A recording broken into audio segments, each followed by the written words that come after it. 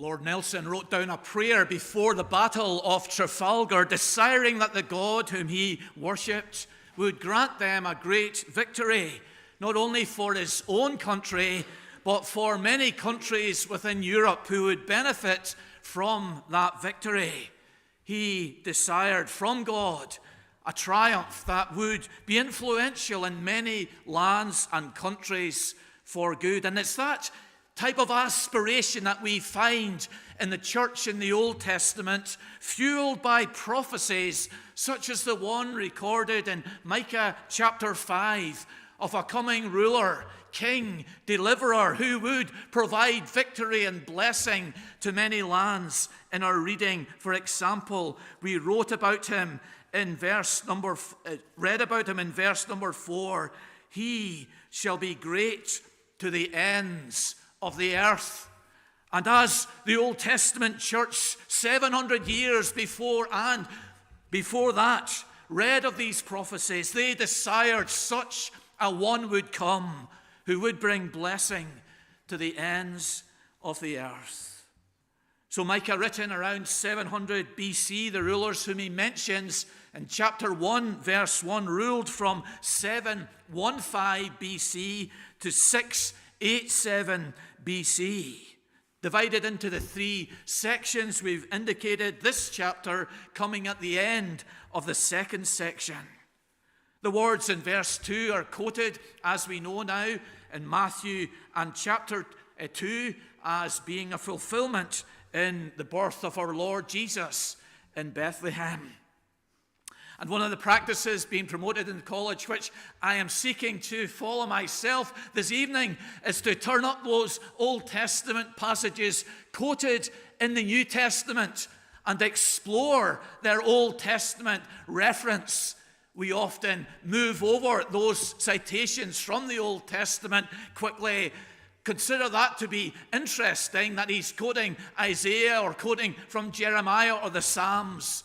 But to linger a moment, to turn up those Old Testament passages and explore the context is an enriching and well worthwhile experience. And we're seeking to do that this evening. This chapter is linked to the previous chapter by the small word now.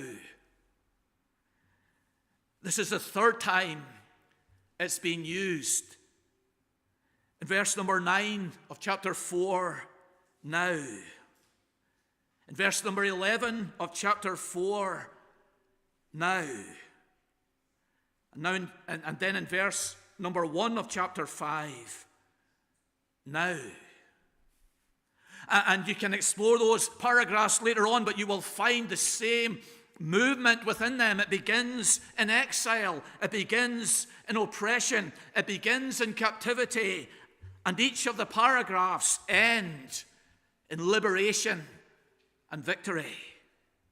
And we come to this paragraph, and it's beginning in captivity and oppression.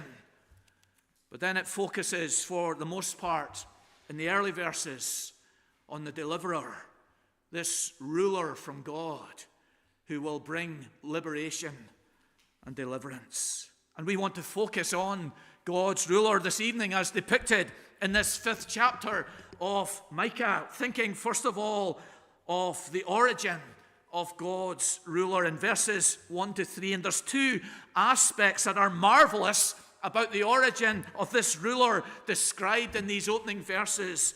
One is in relation to the town of his origin, and the other is in relation to the timing of his origin. The town of his origin, mentioned in verse 2. But you, O Bethlehem, Ephrathah, who are little among the clans of Judah, from you shall come forth for me one who is to be ruler in Israel. Here is the origin, the earthly origin of this ruler being prophesied. Here it is specified, and in Matthew 2 we saw that the scribes and Pharisees, it was common knowledge and understanding that Jesus, the Messiah, would be born in Bethlehem. But what an insignificant place Bethlehem was, not just Nazareth, but Bethlehem as well, 5 miles to the west of Jerusalem. an insignificant little town. Insignificant in two ways brought out here. One way is that it's too little to be among the clans of Judah. And for the first time, I think, in my life, I understand what this phrase actually means.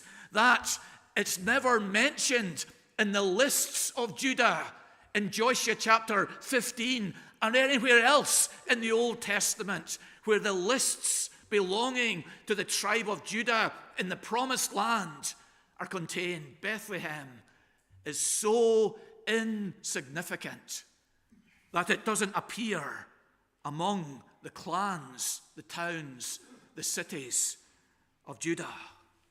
But it's from that little town of Bethlehem that the ruler, who will be great to the ends of the earth, will come. But it's contrasted also with the first verse, is in that the intention of the start of verse number 2, but you. The first verse is describing Jerusalem. Muster your troops, O daughter of troops. Here is the capital city where troops are stationed. It's defended by troops. It's important. It not only has its big walls, but it's got soldiers inside who will defend this capital city. Jerusalem is big, and in our last psalm we'll be singing and celebrating Jerusalem. But you, O Bethlehem, oh, you're little. You're insignificant. You're a speck compared with the son of Jerusalem. But it's from Bethlehem that God's ruler will come. How amazing, how marvelous is the town of the origin of God's ruler. But secondly, the origin of the ruler is discussed in relation to the timing in which he comes. And there's a number of things said about the timing of this ruler. In verse number 3, it says, God shall give them up until the time when she who is in labor has given birth. So here's a reference then to the people of Judah not having a king. God will give them up until the time when the Messiah will come. So they were taken into exile, and then other nations ruled over them. They never had their own king after the exile. He shall give them up in that sense, that they will not have their own king and ruler until the time when she who is in labor has given birth. And if you can hang on here, this phrase has a double understanding. She who is in labor could be the nation of Israel. So she's got the pangs of the exile, the pangs of being overrun by other nations. The Romans, for example, ruled when Jesus was born. So she has those pangs and frustrations, but they're pangs which will bring joy. Isn't that right? That they're birth pangs. And the Messiah will come from this great time of suffering and humiliation. In chapter 4 and verse 10, that's the image used of the nation of Israel. Writhe and groan, O daughter of Zion, like a woman in labor. So here's this image being used again, perhaps in a general sense of the nation. From 700 on, there will be trouble and difficulty. But then will come the Messiah. Or it can be a specific reference to Mary, when she who is in labor has given birth. The timing of God here was a hopeless nation, a fallen nation, a weak nation. God had given them up, but he hadn't fully given them up. From that subjected nation, the Messiah would come. And so here's his timing in relation to history, but then his timing in relation to other things is mentioned in verse number 2. The one who is to be ruler in Israel, whose coming forth is from of old, from ancient days. So here we're thinking of this ruler and his timing in a different sense now. And again, these phrases have a double understanding. One is that it's referring back to David and to Jesus descending from the line of David 300 years earlier, from of old, from ancient days. This is all over, this prophecy here, relations to David. For example, in the middle of verse 2, from you shall come forth for me. Those two words, for me, echo 1 Samuel 16, verse 1, when God sends Samuel to anoint a new king instead of Saul. God says to Samuel, go and anoint another king for myself. Saul was for himself, but here was going to be David for God, and this is echoed here, from you shall come forth for me, one devoted to me, one different from the other kings of Judah who are going to end up in exile for their godlessness and wickedness. But this one will be like David. He will be for me. And then the unusual phrase at the start of verse 2, Bethlehem Ephrathah, occurs rarely in the Old Testament, but it is found in 1 Samuel 17 and verse 12, also speaking of the house of David. So all over this prophecy, especially in verse 2, are links to David. So when it says who's coming forth, it's from ancient days. It's looking back beyond the kings of Judah that have just ruled to that good king, David. And there's the link is there that here will come the son of David. But this prophecy goes beyond that 300 years to eternity. Twice in the Old Testament, this phrase from of old is translated from everlasting. In Psalm 74, verse 12, and in Habakkuk 1, verse 12, we read, my God is king from of old. That is from everlasting, isn't it? Not just from the time of David, but from everlasting. And then in Habakkuk 1:12, are you not from everlasting? The same word used here. And so that this prophecy, it's not just looking back to David, to old times, but it's looking back then beyond this to eternity. This ruler, the town of his origin, and the timing of his origin fill us with wonder and worship and praise. There's some fascination with Trump's chief of staff appearing in an interview and making comments about politicians and policy. She's usually hidden, working in the background, Susie Willis.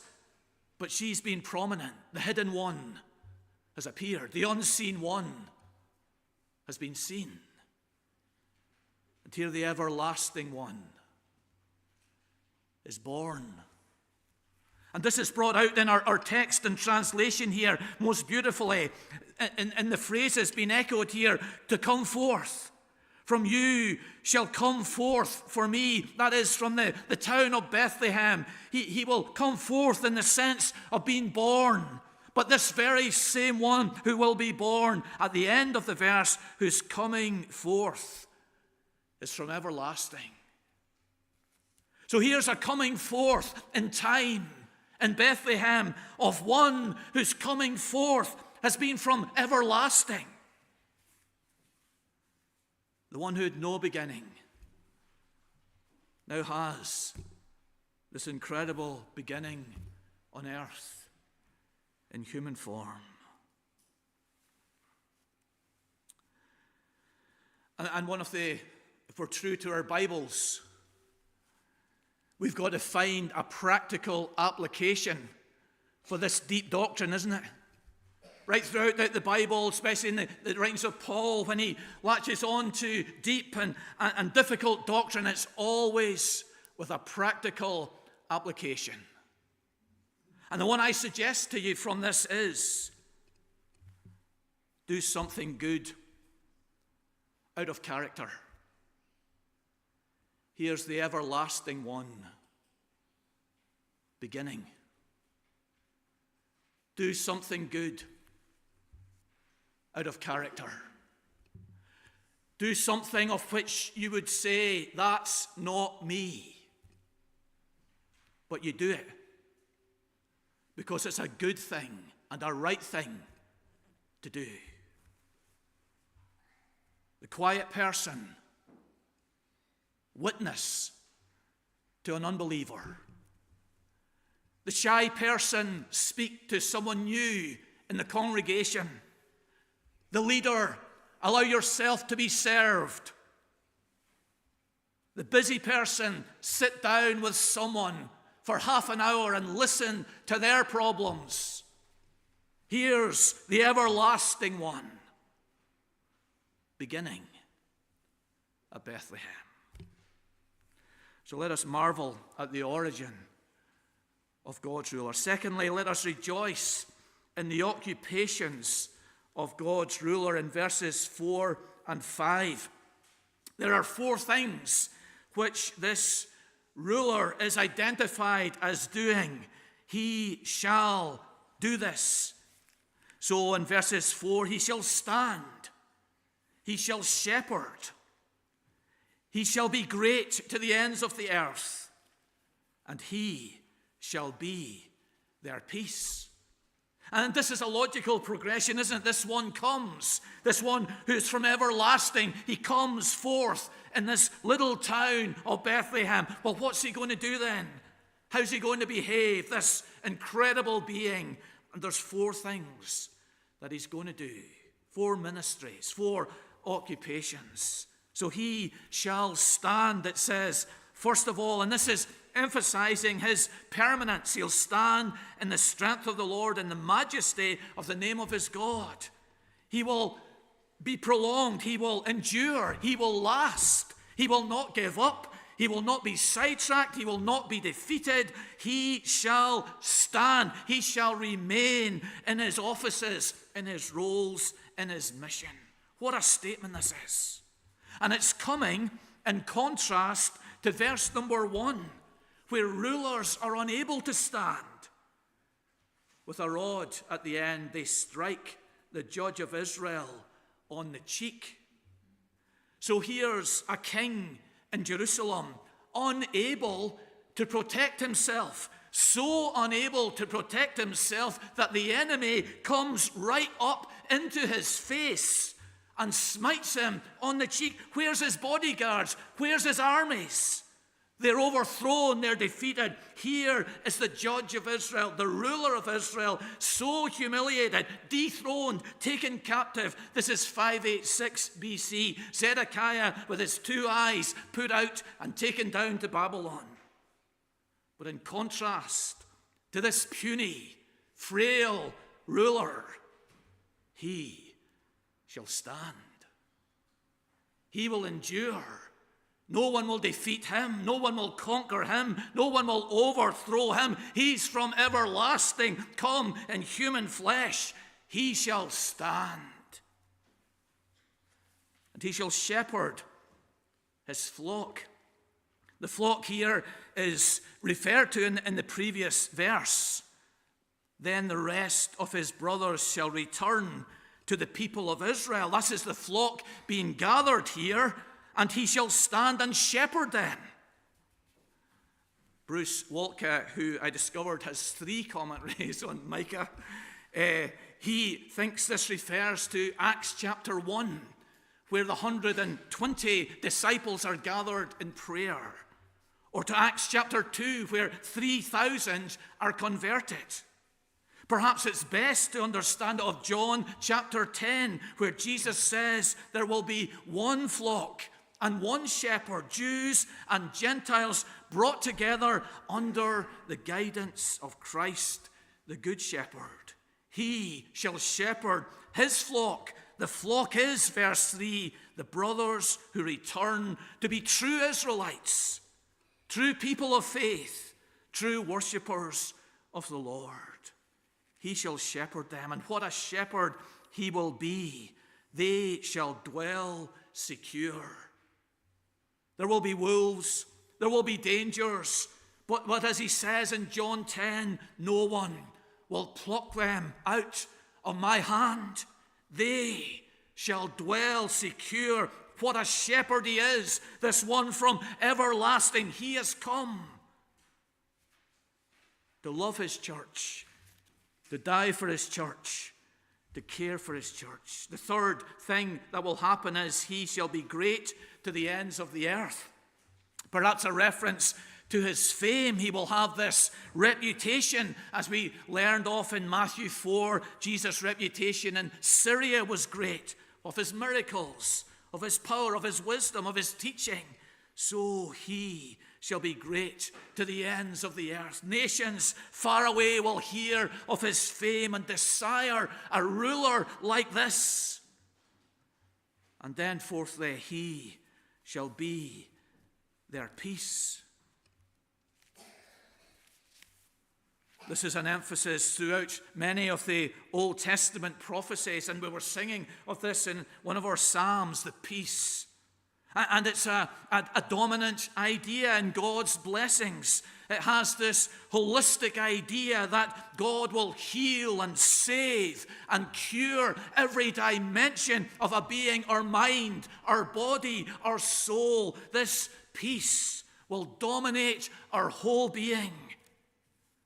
And here this great one is described as bringing this peace. He shall be their peace. Isaiah 9:6, the Prince of Peace. Zechariah 9:10, he shall speak peace to the nations. And then in Ephesians 2, verse 14, which cites this verse, he is our peace. This mighty ruler will come, and he will bring peace. The New Testament brings us into the journey in which that peace will come, peace with God, peace in our lives and consciences, and it's a journey through the cross. Colossians 1, he makes peace through the blood of his cross. And perhaps this is hinted at in verse number 1.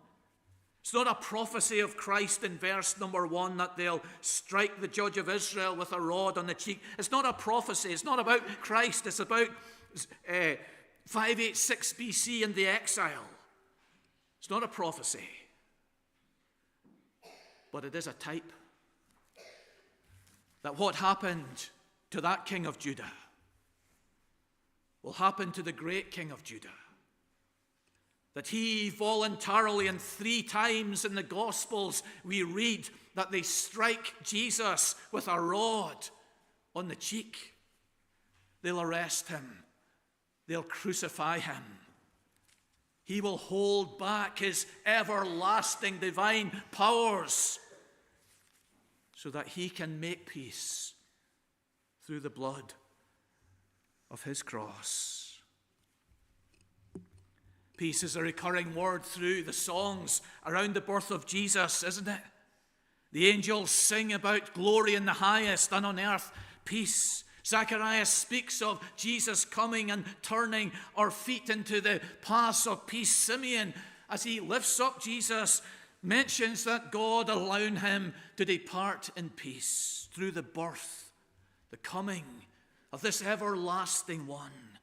He shall be their peace. Our nation, in turning away from Jesus, is turning away from this holistic salvation.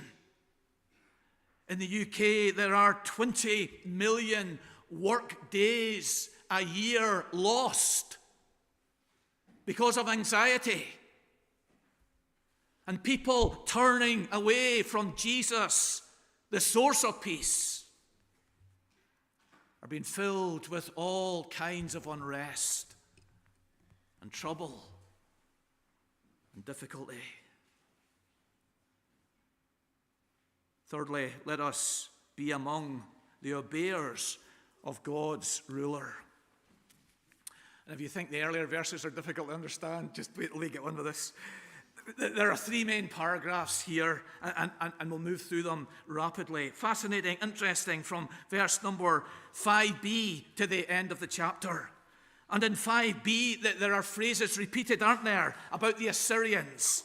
So they'll come into the land at the start of this section in the ESV. They'll come into our land, and that phrase is repeated at the end.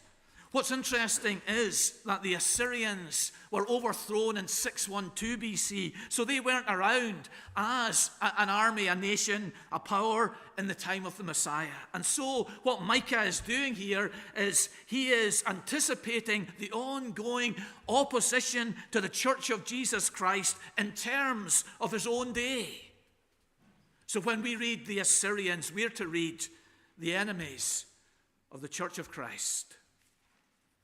But they will not overthrow Christ's people. And you see in this short paragraph, 5b to 6, that this interaction between we and they and him.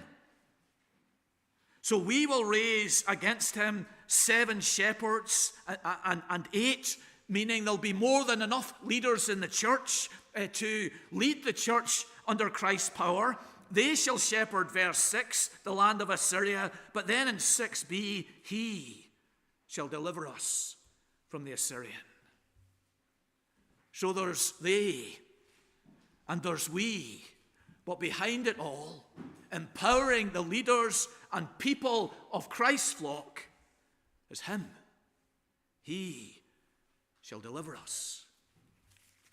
Then in verses 7 to 9, there is this focus on the remnant, the people remaining after the exiles into Assyria and into Babylon. And there's 2 metaphors used of them, beautiful metaphors of what they will be like in those nations where they are taken to. They will be like dew. They will be like lions. They will be like dew, a blessing. They will be like lions, a curse, fulfilling the promise of Abraham. I will bless those who bless you. I will curse those who curse you. Here are God's people taken into exile, but they will continue to be upheld by Christ the shepherd and used by him. And this then goes on to depict us scattered in all the nations of the earth. As 1 Peter 1:1 says, the exiles of the dispersion, those who are in the nations, working in their workplace, living within their families, streets and communities. We're like dew to bring refreshment and encouragement to all who are interested in the gospel. We're like lions to stand up against those who mock and reject the gospel. And then the last paragraph, verses 10 to number 14, identify 3 major apostasies condemned in the law in Deuteronomy, which affect the church and challenge the church. The apostasy of self-reliance, the horses, the chariots, the strongholds. How easy it was for the people of Israel to trust in their defenses and in their military strategies. But Christ says, I'm going to cut them off, and you're going to rely on me and not on military might. The second apostasy mentioned is idolatry, carved images. And verse 14, your Asherah images. And this is an inclusive condemnation of idolatry. The pillars are stone pillars representing male idols. The Asherah images are wooden pillars representing female idols. All types of idolatry is going to be cut off. The idols who are men in our culture, and the idols who are women in our culture, for whatever reason, Christ will be working as the shepherd, as the everlasting one who has come from Bethlehem, who is managing his flocks. He will be working on in our lives to help us to rely on himself, to help us Make him king in our hearts. And then the third apostasy is that of sorceries, mentioned in these verses, verse number 12. I was interested to learn that 61% of people in the United Kingdom check their horoscopes regularly. And this is not an idol or an apostasy that is dead. Here are people wanting to see by unlawful means into the future. But the one who's come to Bethlehem will be shepherding his flock and seeking to cut off, it keeps saying here, doesn't it? I will cut off, keeping to steer his people, as Psalm 23 says, leading us in the paths of righteousness for his name's sake. So we've considered aspects of God's ruler. So let us marvel at the origin of God's ruler. Let us rejoice in the occupations of God's ruler. Let us be among the obeyers of God's ruler. The flag of the Royal Sovereign, another ship at the Battle of Trafalgar, is up for sale. It's estimated to go for around £450,000. And someone will buy it, probably for more than that. But the flag of Nelson's ship, the Victory, is not for sale. Because at his state funeral, all his sailors took a piece as a keepsake. And here's a fragment of Old Testament prophecy about our Messiah, Jesus Christ, that you and I in this week can take away with us into our family, into our life. And we can survey it, enjoy it, think about it, view it, and apply it into our life and time.